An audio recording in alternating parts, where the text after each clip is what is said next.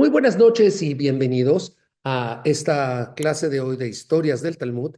Y vamos a ver una historia que tal vez no es muy conocida, pero es el inicio,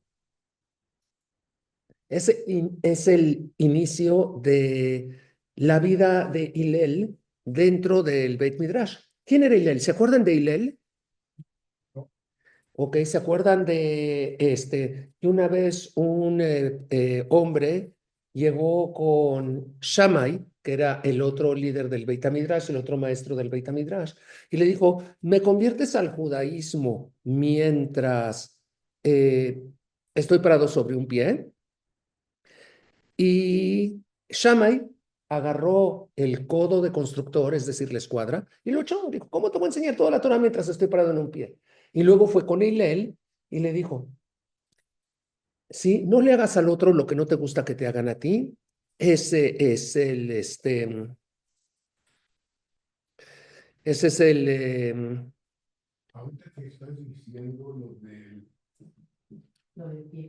del pie, sí, me acuerdo, entonces sí nos habías platicado desde Hillel. de Hillel, pero hablamos de Hillel cuando ya era un gran maestro. Y ahora hoy vamos a hablar de Hillel antes de que, cuando recién estaba haciendo sus pininos, cuando recién llegó inmigrante de Babilonia, de Babel, él nació en Babel y emigró a Yehudá, a la provincia de Judea, en la época romana, a Jerusalén, todavía existía el Beit HaMikdash, y ¿cómo pudo sobrevivir? Porque hay que entender que Hillel era un inmigrante y que era tremendamente pobre, era súper, súper, súper pobre, y no solo llegó a sobrevivir, sino que aún más llegó a ser uno de los grandes maestros del pueblo de Israel. Eusebio, muy buenas noches, bienvenido. ¿Me podrías indicar si estás viendo la pantalla que dice el ejemplo de Hillel, por favor? Hola, ¿qué tal? Sí, sí, Oh, estoy viendo. sí, estás viendo la pantalla del ejemplo? Sí, está presente. Ah, gracias, gracias. Por favor, apaga tu micrófono para que no nos haga interferencia, pero bueno. El ejemplo de Hillel. Entonces, bueno, esta no es una historia muy conocida, probablemente no es la historia más citada de Hillel, pero uno de mis objetivos con estas historias del Talmud es que vean la gran riqueza en los relatos talmúdicos que, que tenemos. Esto se encuentra en el TV. ¿Qué es TV? ¿Qué habíamos quedado que era TV? Visión, Sí, TV. ¿cómo va bien? Talmud Babli, Yomá. Yomá es el tratado que se enfoca en Yom Kippur y está en la página 35b.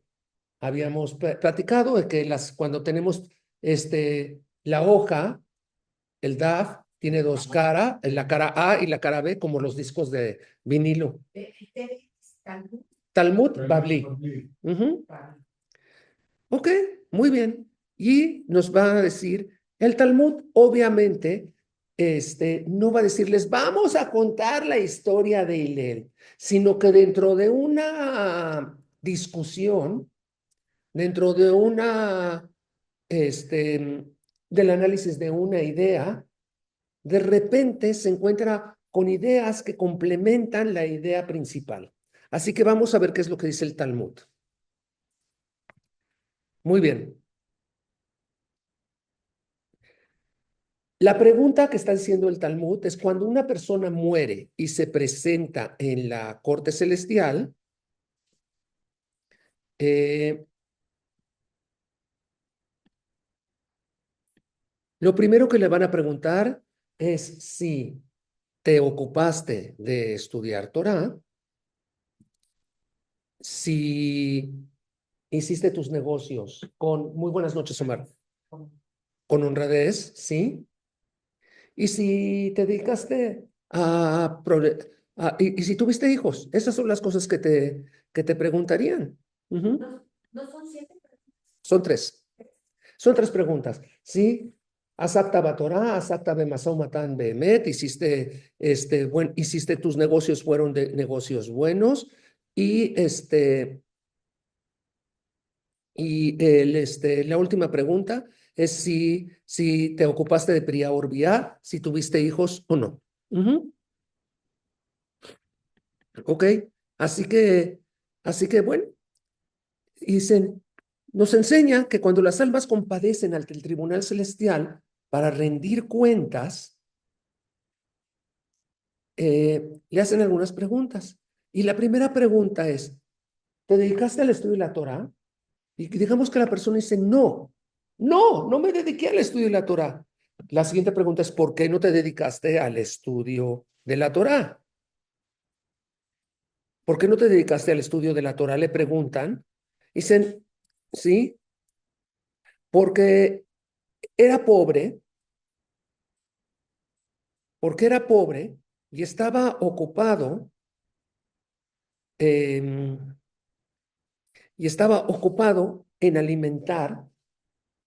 en alimentarme y alimentar a mi familia, ¿sí? Aquí vamos a ver que son 4 personas a las que le preguntan, pobre, rico y malvado. Pues obviamente el sabio, claro que se ocupó de estudiar la Torah. Eso es obvio para todos, ¿verdad? Y entonces, el tribunal le dice, ¿acaso eras más pobre que Hillel?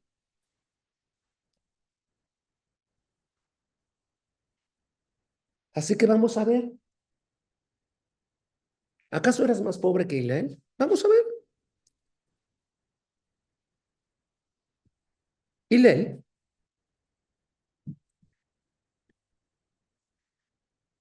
vivía en la pobreza extrema y ganaba medio dinar trabajando diario.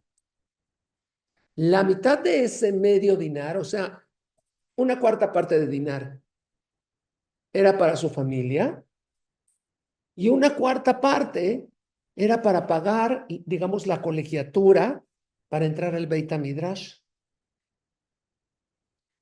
Iba al Beit HaMidrash y pagaba su cuarto de dinar, iba a escuchar a 2 de los grandes maestros de su época, que eran Shmaya y Abtaleón.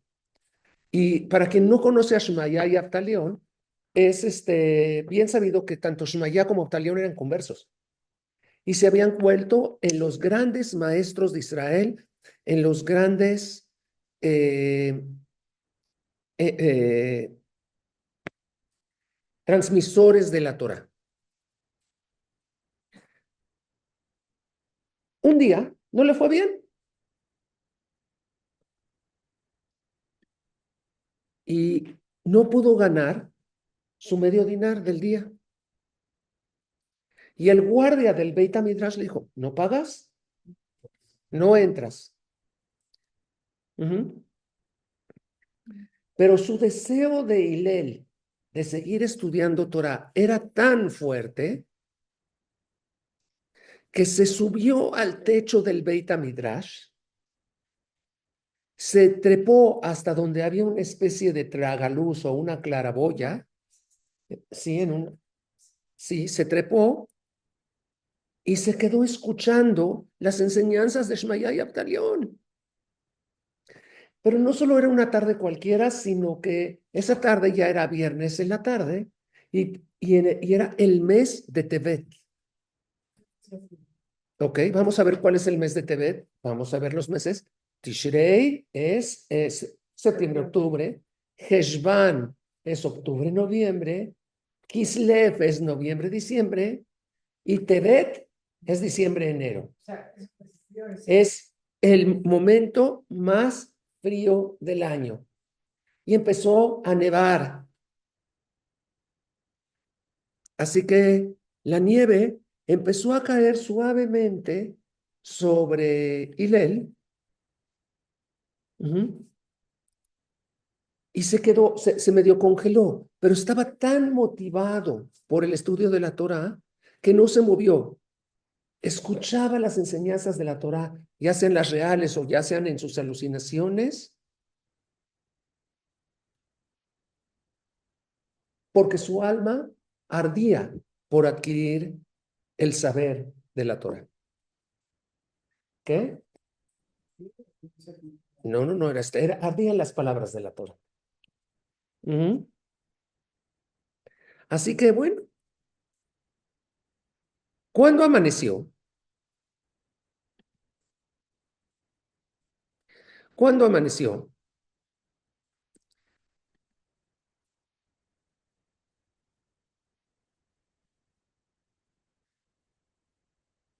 Shmaya le dijo a su compañero Abtalión, oye, qué raro, ya se debía haber derretido la nieve, el tragaluz debería estar despejado, y estoy viendo una sombra. Y cuando se asomaron al tragaluz, a la cornisa, a la claraboya, como lo quieran llamar, vieron una silueta y encontraron a Hillel que estaba cuasi muerto, congelado. Lo llevaron, lo calentaron. Esto quiere decir que le echaron más leña al fuego a pesar de que era Shabbat. Así se podía. ¿Sí? Sí, y decían, bueno, este, entonces declararon, este hombre es digno de que se profane el Shabbat para salvar su vida. Y aunque las leyes de Shabbat son estrictas, porque las leyes de Shabbat son claras y son estrictas, y encontramos forma de cómo darles la vuelta, pero cuando se trata de salvar un alma, se pueden anular todas estas leyes. Y si bien esto aplica para cualquier persona, cuanto y más para este muchacho pobre, que no tenía ni siquiera dónde, para pagar la colegiatura del Beit HaMidrash. Y bueno, era digno de violentarse Shabbat. Sí, de ahí sabemos que salvar una vida supera Shabbat. Pikuach Nefesh. Pero Pikuach Nefesh no está muy mal entendido el término, ¿eh? Sí, pero la frase, o sea, entiendo, puede ser la explicación, pero la frase es Pikuach Nefesh Doche Shabbat. Sí, O sea, poner en riesgo la vida o una vida desplaza la importancia de Shabbat, así Shabbat. es, eso es. Sin embargo, Pikuach Nefesh, sí, no es salvar una vida. Pikuach Nefesh es evitar que la persona esté en peligro de morir. ¿Sí? No es salvarlo, sino es evitarle el peligro de muerte. Ok, ¿Puedo hacer un comentario?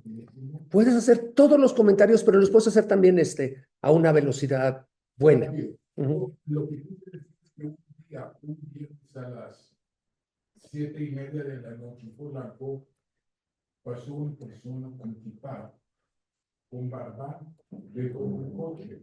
Claro, Y, pasa. y entonces le dije a una persona que iba conmigo, también paisana, le dije, ¿cómo puede ser que un rabino vaya en el coche? Y fue cuando él me dijo, calma, si él, rabino, está manejando un coche a esa hora, Es porque algo pasó. exactamente, y es donde me hicieron ese Aprender. comentario, Pikuach Nefesh. Doje Shabbat, así De es. hecho, y quise hacer este comentario porque sí es importante. No, no Sí, darle sí, sí. importancia a lo que es la vida. Ujú.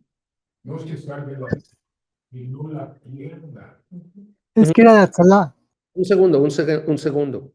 Y eso mismo sucede con la Hebrat Salah. La Hebrat Salah generalmente están muy atentos, y están atentos a la radio o al teléfono, inclusive en Shabbat. Pero hay una diferencia entre lo que hacen toda la semana y lo que hacen en Shabbat. Y es que en Shabbat están guardando Shabbat y esperan que no suceda ninguna urgencia. Pero si sucede, tienen el radio encendido y lo atienden de inmediato. ¿Ok?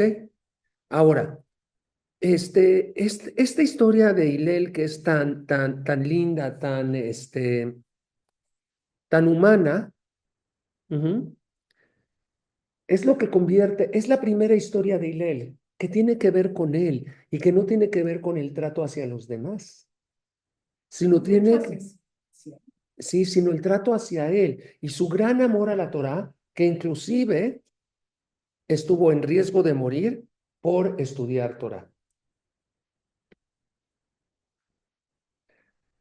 Y entonces el tribunal celestial, ¿sí? Le recuerda a los pobres que ni siquiera la pobreza puede ser una excusa suficiente para no estudiar Torá, sino que hay que encontrar la forma.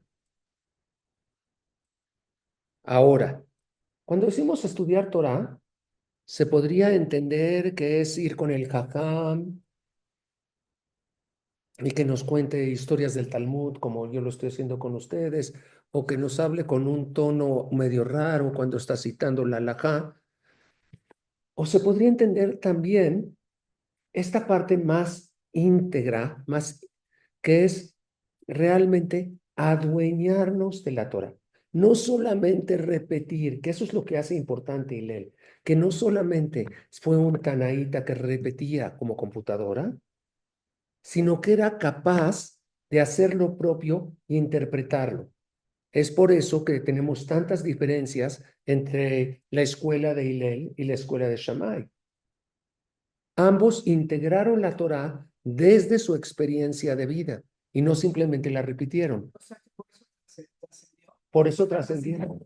Sí, y Shammai también. Es decir, porque no solo se trata de repetir y repetir y repetir, que es bonito, sí, por eso decimos Beshinantam Levaneja, sino más bien ser ese catalizador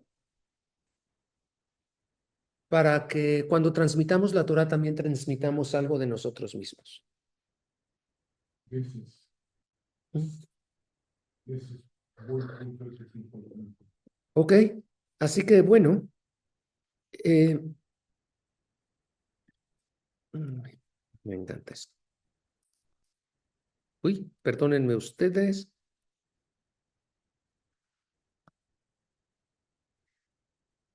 La pobreza no es excusa. La riqueza no es excusa. ¿Sí? Dios valora la intención, pero también la perseverancia. Y esto es algo que muchas veces se nos olvida. ¿Sí? La intención es buena, pero la intención no tiene ningún valor si no viene acompañada de la perseverancia. Y entonces ahí es en donde quiero poner el dedo y ahorita compartir con ustedes, por supuesto, sus conclusiones. No es una, les dije que la clase iba a ser una clase cortita, una clase muy concisa y muy precisa acerca de lo que vamos a hablar. ¿Qué es perseverancia? Les voy a contar una historia que me encanta. Siempre la cuento, nunca me la callo. Y es una historia de un jajam que se llamaba Pablo y se apellidaba Picasso. Este jajam era un gran pintor que vivió durante el siglo XX y cuando ya era un hombre de edad avanzada, todas las mañanas se levantaba, hacía un poco de ejercicio, se tomaba su café y se plantaba sobre el lienzo y daba unas pinceladas. Así que una vez un reportero lo acompañó en su rutina matutina. Vio cómo o sea, lo invitó a la hora que se levantó, hizo su ejercicio, se tomó su café y empezó a pintar. Y dice, el reportero le pregunta, maestro Picasso, ¿usted hace esto todos los días? Y le dice, sí, todos los días lo hago. Pero maestro, ¿y la inspiración? Te tiene que encontrar trabajando. La inspiración es fundamental, pero para que la inspiración funcione, te tiene que encontrar trabajando. Esa fue la respuesta de Esa fue la respuesta de Picasso. Y es por eso que la perseverancia es aún más importante que la intención. Sí, porque intención puedes tener. Intención puedes tener, pero, si no, pero no vives de... Es que yo tenía la intención de levantarme a rezar Shaharit con el Minyan. Y entonces si te contestas, no te preocupes, la intención es lo que cuenta. No, No. está equivocado, porque ni siquiera lo intentaste. O sea, tenías la intención. ¿Qué hiciste con esa intención? Sí, se quedó en intención. Se quedó en intención, no. Se quedó en intención, no es nada. Entonces se convierte en nada. En el judaísmo tenemos una gran discusión que llega hasta, que sobre todo en nuestros días, si realmente tenemos que cumplir mitzvot o no. Entre esas mitzvot también está la asok bedivrei Torah, ocuparnos de las palabras de la Torah, ocuparnos de estudiar Torah. Pero la cuestión está en la palabra mitzvah. ¿Consideramos que esto es realmente un mandamiento o simplemente una buena acción opcional? Lo dejo aquí en la mesa para que lo discutamos. Yo siento, perdón que me abra la boca ahí. Yo siento que es importante cuando tenemos una idea, no dejar la idea ahí. Y para nosotros estudiar la Torah es importante estudiarlo a nuestra manera. No quiere decir que yo tengo que hacerlo como lo hace el rabino Marcos. No, lo tienes que hacer como lo hace Kalman. Exactamente. Pero hacerlo, sí, con la misma, con el mismo,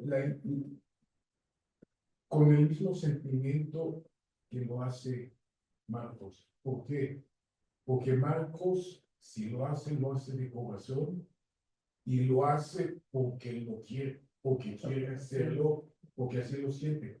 Así tengo que hacerlo yo, igual. Y así lo tenemos que hacer cualquiera de nosotros. Porque si nada más lo hacemos porque lo hacen Marcos, no tiene caso, o sea, no tiene valor. Entonces no le pusimos nada nuestro. Intención.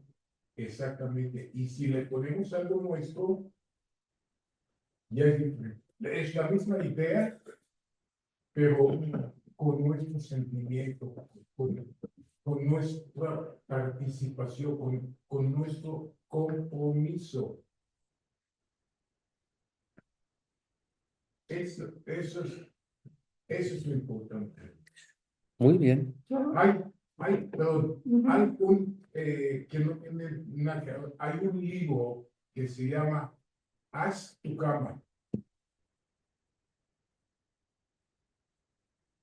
Y a lo que voy es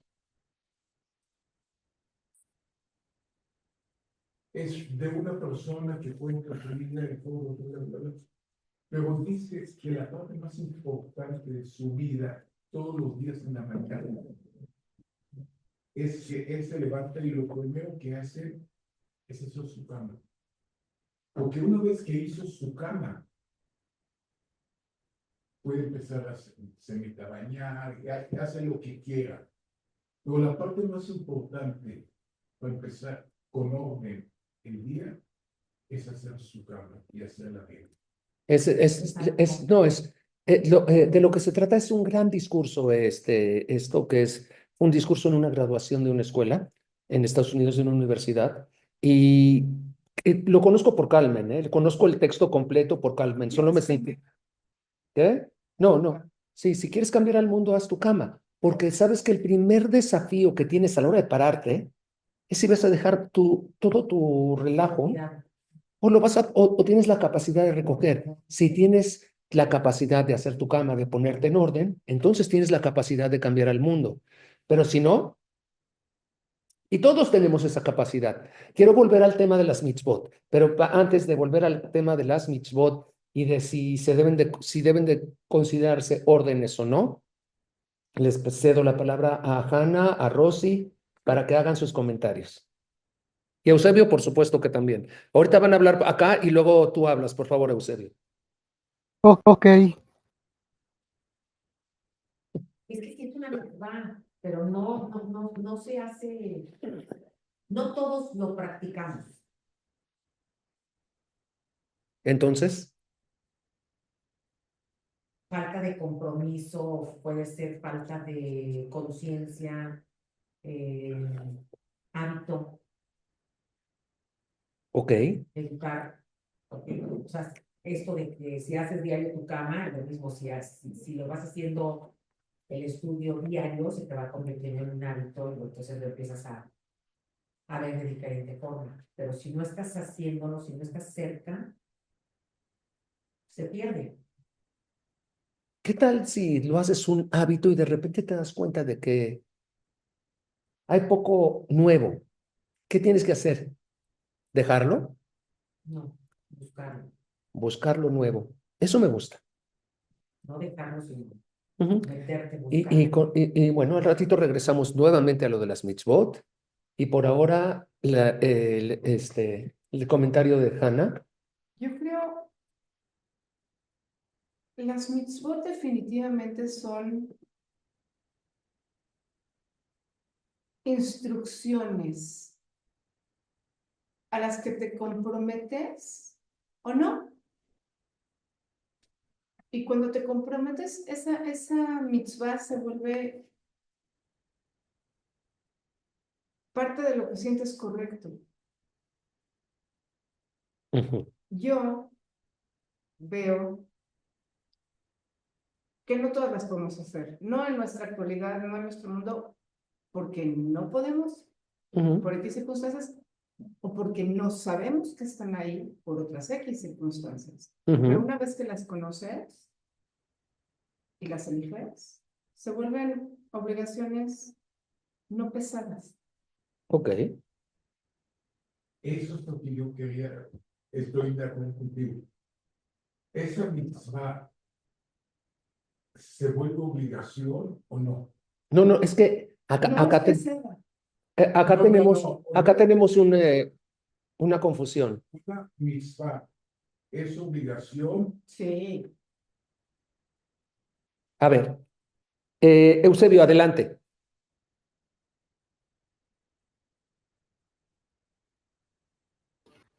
ok. Lo voy a dividir en dos partes. La primera parte es sobre Pikuan Nefesh. A mí me pasó, les vamos a mostrar dos casos que viví. El primer caso fue cuando, si recuerdan el accidente de la señora Tota Ujú.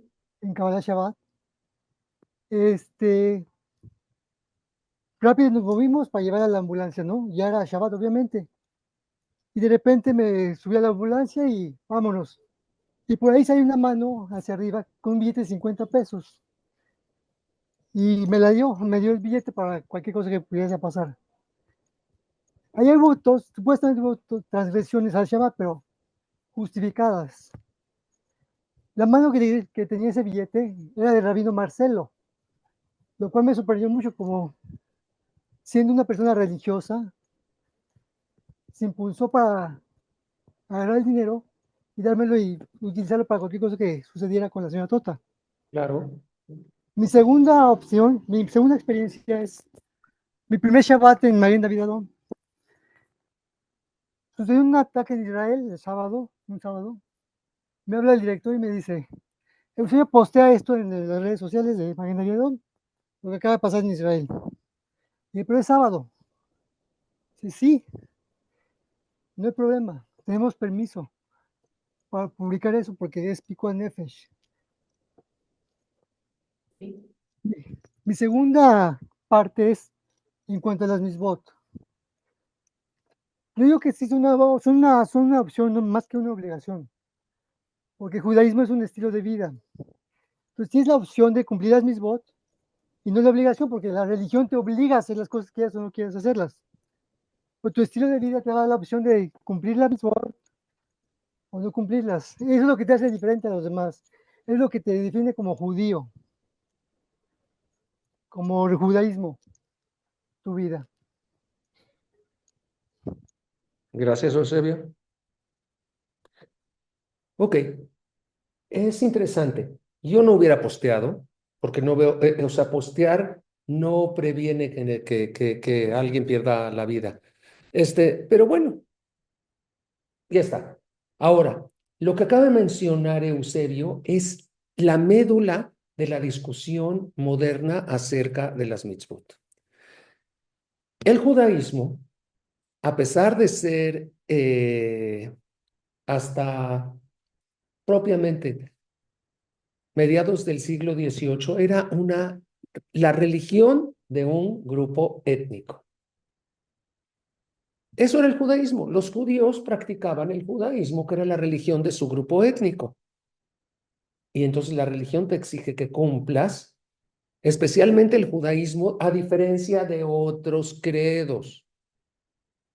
Otros credos te dicen cree. El judaísmo te dice haz. Y eso es una gran diferencia. Eso es una gran diferencia.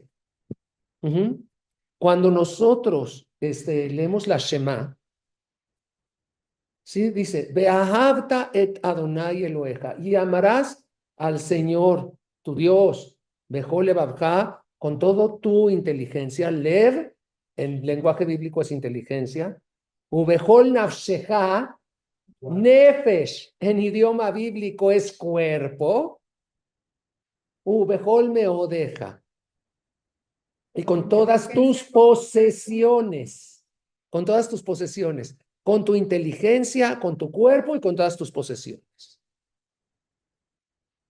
Y eso es bien bonito, yo puedo amar a Dios, estoy profundamente enamorado de Dios, pienso en Dios, amo a Dios, siento el amor hacia Dios en mi cuerpo, doy mi tzedakah con mis posesiones, porque amo a Dios.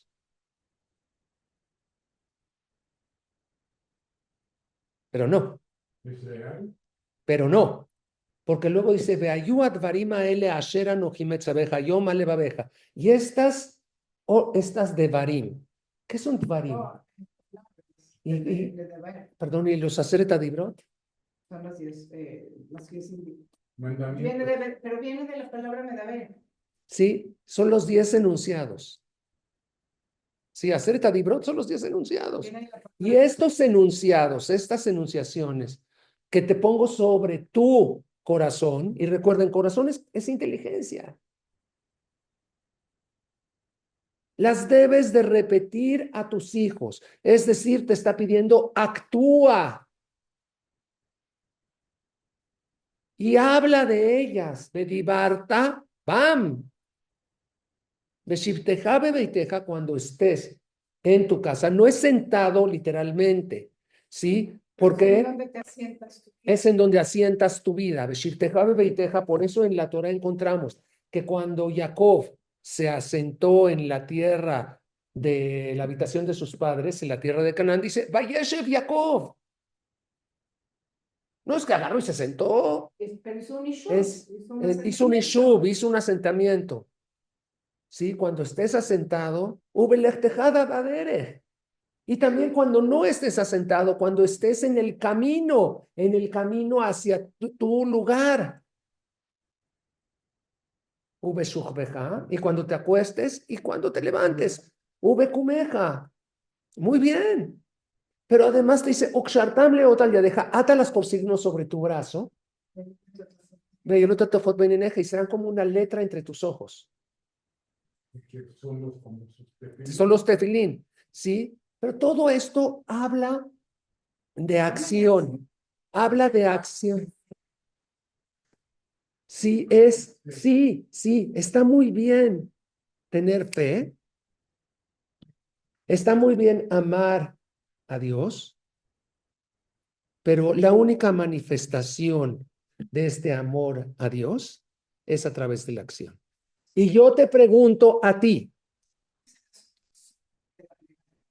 Está todo el resto de las órdenes. pues hay un montón de mitzvot. Oye, ¿tú asesinas? No, Entonces cumples con la mitzvah de no asesinarás. por supuesto, pero también cuido al enfermo, sí. Sí, o sea, sí te das cuenta que Eso es que lo que digo, hay no muchas solamente mitzvot, la- hay muchas mitzvot que nosotros que creemos que el lugar para cumplir mitzvot es el Beit HaKnesset, es el Shul. Eso es- Y no es así. ¿Saben? La praxis es el Sí, tema. no hay lugar para cumplir las mitzvot, sino tú eres el que cumple las mitzvot en cualquier lugar. Exacto. Y hay un montón de mitzvot. Yo estoy seguro que los aquí presentes, Calman, Rosy, Hanna, Eusebio, hasta yo, somos cumplidores de un sinnúmero de mitzvot. Y no estamos tan conscientes de que las estamos cumpliendo porque asociamos las mitzvot solo con actos religiosos. Y eso es, O con buenas acciones. o con buenas acciones. No todas las buenas acciones son mitzvot y no todas las mitzvot son buenas acciones. O sea, hay cosas ¿qué tiene de bueno, qué tiene de malo que use tefilín? No tiene nada de bueno ni nada de malo, pero es una mitzvah que cumplo porque uso tefilín. Entonces, bueno, sí el chiste de todo esto es expandir nuestro horizonte, que es infinito y a veces lo tenemos simplemente ubicado entre dos puntos. Pero el horizonte es realmente infinito.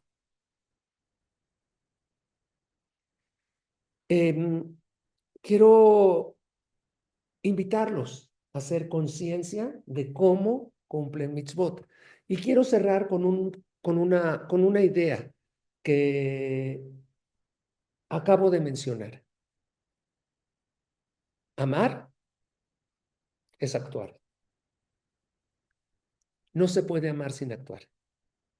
Quien ama y no actúa es como si no amara en lo absoluto. Y se puede hablar de Dios, se puede hablar de nuestra pareja sentimental, se puede hablar de nuestra familia, se puede hablar de nuestros padres, de nuestra comunidad. Pero no existe amar sin actuar. El amor siempre Implicación. implica acción. Así que, como decía un amigo mío en mis años mozos, Nekudá le Makshava, es algo que tenemos que sopesar y que meditar, pero sobre todo llevarlo a cabo. A todos los presentes y a los que vayan a ver esta grabación, les agradezco su atención y espero sus comentarios. A los presentes, muchas gracias por haberse tomado la molestia de venir hasta acá en un día tan difícil, lleno de tránsito. Estaba impresionado el tránsito que había de aquí a la vuelta a punto CDI para acá. Así que, muy bien. Así es. Muy buenas noches y muchas gracias. Bienvenidos.